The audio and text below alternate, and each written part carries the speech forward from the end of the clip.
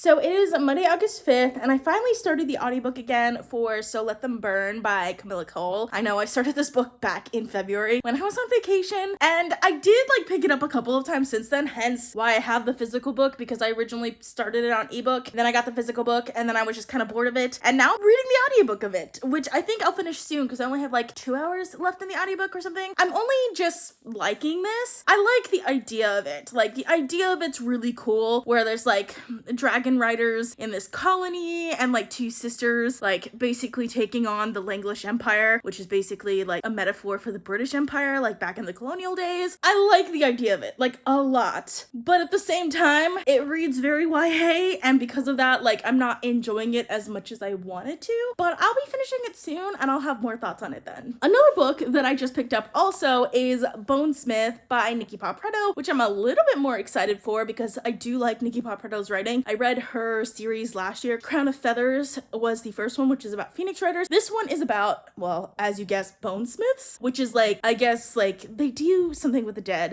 or rather with the bones of the dead, they can control it. But our main character is trying to be a Valkyrie. I've only read the first 2 chapters, but so far I'm enjoying it quite a lot. I will say it feels a lot more YA than I was expecting. I don't know why I say that, because it is a YA book. It should feel YA. I'm giving it the benefit of the doubt, but so far I am actually really liking it. So I'm excited to see where that one goes. So it is Wednesday, August 5th. August 5th? Yeah, I think it's August 5th. I just finished So Let Them Burn by Kamilah. It is raining really hard right now, so if you guys can hear that, I'm really sorry about that. I literally just got to work after finishing the audiobook. It started raining as soon as it was time for me to step out of the car. So I'm hoping it'll stop raining in the next 5 minutes or so that I'm not totally soaked by the time I get inside, because it is not supposed to rain a lot today, but it's pretty bad right now. Anyways, I finished So Let Them Burn. I only have an hour left of the audiobook after yesterday, so I finished it pretty quickly. I enjoyed this book a lot. I think I'm gonna give it 3 stars. I do realize I'm not the target audience for this book, but I also feel very strongly that this book is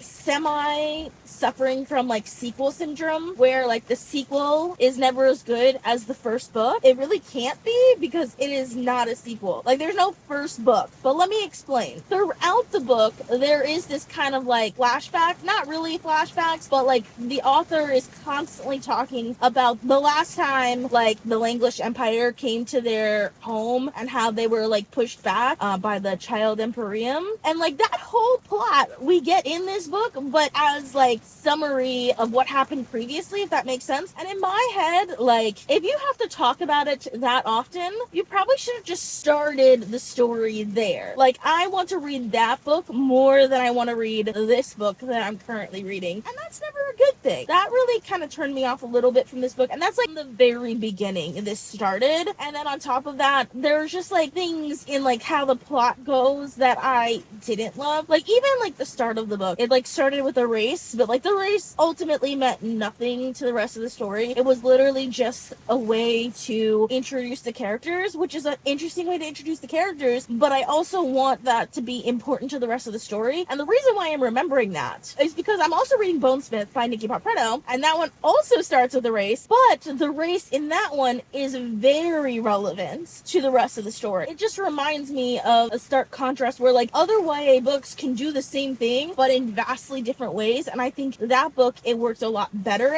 than in So Let Them Burn. I did enjoy reading it, but I still think it should have had a prequel. The first book in the series should have definitely existed, because there are things that happen at the end that I feel would have just been so much more interesting if I had a whole first book to get to know and love these characters first before the things that happened.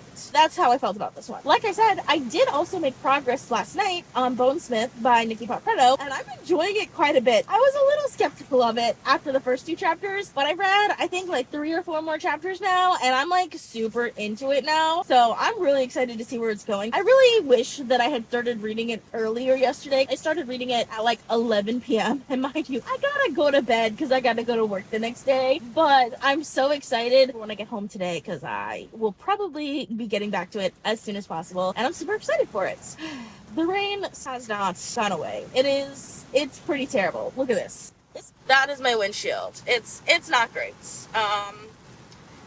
Hopefully I can survive on my way getting in without totally drowning today. So it's still Wednesday, and for my next audiobook, at first I picked up When Women Were Dragons by Kelly Barnhill. I think that's who it's by. I did not know anything about this book before picking it up, and I kind of wish I had kind of looked into it a little bit more, because it reminds me a little bit of The Natural History of Dragons by Marie Brennan, which I did not love, and I end up DNFing. So I put it back down, and I might count it as a DNF, but basically it's kind of like magical realism, but it reads like a diary, kind of like Diary of Anne Frank style, where it's like a historical diary of like a time, but like in a fantastical world, but not like a fantastical world, like our world, but like with one thing that's changed. Basically, in the 1950s, apparently a bunch of women became dragons randomly, which sounds interesting, but I didn't love it. So I'm on a roll right now, and I'm liking most of what I'm reading, so I don't really feel like pulling out something that I'm not gonna love. So instead, I picked up Guards, which is one of the Discworld books. I really did want to finish Mort first, but I have the audiobook for Guards, and I have to return it in 4 days, and I still haven't gotten Mort back from the library, so I decided to start Guards, and I actually really like it so far. The audiobook is really good. Like, I really love the audiobook, and I can see why people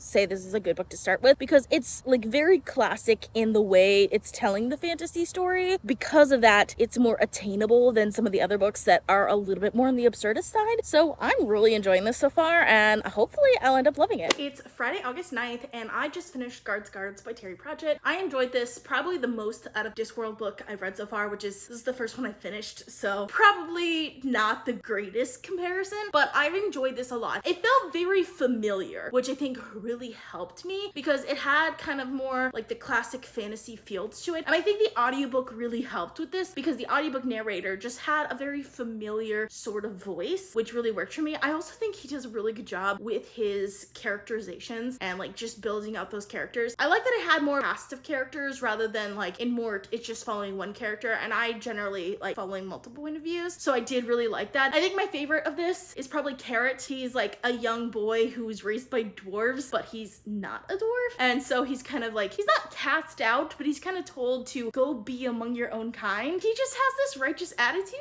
Usually I would hate, but I kind of love it. So I enjoyed this a lot, and I think the audiobook was really great. Like, I do not like the writing style itself that much. It is like more of a humorous fantasy. I just don't think that's my cup of tea, so I did still end up only giving it 4 stars, but overall really enjoyed this, and excited to read the next Discworld book. I did finally get Mort back from the library, so I will be getting to the second half of that one, but right now I'm super into Bonesmith, so I will be focusing on that one for now, and then we'll get to Mort right afterwards. So it's Sunday, August 11th, and I just finished Bonesmith by Nicki Preto. I knew I was gonna love this book. I liked her previous series a lot, so like going into it, I knew I was gonna love it, but I still ended up really loving it. I will say there wasn't any like particular point in the book where I was just like, oh my god, this is amazing. The book was just overall a good book. It hit all of the story beats that I wanted it to hit. It has interesting, unique world building that I found so fascinating, and I loved like the lore behind it. I think it just worked really well in a way that I wasn't really expecting. I also kind of like comparing it to So Let Them Burn, which I finished earlier this week. The way the lore is done in both of them are done in similar ways, because like they're both referring to like a previous like time period constantly where there was like war during that time period. But I think the reason why it works in Bonesmith in a way that it doesn't work in So Let Them Burn is that in Bonesmith it's referring to a previous generation's war, whereas in So Let Them Burn it's referring to like the same exact characters. Like the child in Imperium was in the previous war and is in the current war. That's why like I just think it was done in a more elegant way in this one that worked for me a lot better, and I think just like the writing in general is the type of writing that I look for, so I ended up giving it 5 stars. I loved it. I can't wait for the next one to come out, Bonesmith, which comes out in like a couple of days, so my next vlog definitely be reading Bonesmith. I'm so excited for it. One criticism I will have on this is that it did feel clunky at points, because definitely tried to like stick world building in the middle of action, and I kind of hate it when authors do that at times, but like at the same time there wasn't like really a stopping point to do the world building, so I kind of understand why the author went that route, if that makes sense. The plot just moved constantly. There wasn't really like a lull in the action where we can get some more of that world building in, so I kind of understand why, but I still absolutely loved it and gave it 5 stars. So that is gonna wrap up my vlog for this week, and I will see you guys next time. Bye.